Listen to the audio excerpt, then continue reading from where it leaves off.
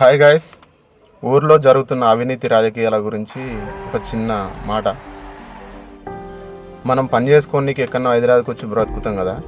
మనం పండుగకో పబ్బానికో ఊర్లలో పోయి ఎంజాయ్ చేయాలని చూస్తుంటాం. ఎంజాయ్ అంటే తాగుడు తినుడు తిరుగుడు ఎంజాయ్ కాదు. ఏదన్నా ప్రోగ్రామ్స్ కానీ గేమ్స్ కానీ అట్లా పెట్టి ఎంజాయ్ చేయాలనుకుంటాం. దానికోసం ఊర్లలో రాజకీయం చేసే కొంతమంది పెద్దలను అడిగితే కొంతమంది ఏమని అంటారంటే, ఎందుకురా మీరు ఊర్లలోకి వచ్చి తాగి తిరిగి సపరేట్కి వెళ్ళిపోయేదానికి, గేమ్స్ ఎందుకు, మీకు గొడవలు వస్తాయి, లొల్లులు వస్తాయి, ఆ పాటోడు ఈ పాటోడు వచ్చి ఆడతారు. నాకు ఒకటి అర్థం కాక అడుగుతా, ప్రజల మధ్యలో పార్టీ లేనిదిరా, మనది ఊరురా, ఊర్లల్లో ఏ జెండాలు లేవు, మనందరం ఒకటి.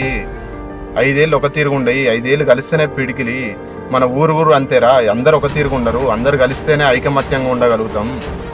ఎందుకు వస్తారా మాకు లుల్లులు? మీరు చేసే లుచ్చ రాజకీయం వల్లనే కదా వచ్చే లుల్లులు.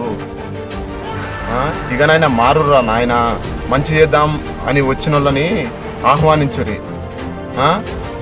మీరు ఎప్పుడు ఎట్లా రాజకీయ నాయకులు ఊరిని ఏం చేశారంటే అదొక దాన్ని గల్లగురి లెక్క చేసుకొని,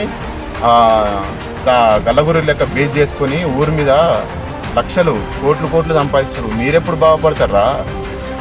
మారూరి ఓటర్లని ప్రశ్నించేది ఓటర్లని, అటువంటి రాజకీయ నాయకుల్ని తయారు చేసిన ఓటర్లని ప్రశ్నిస్తున్నా.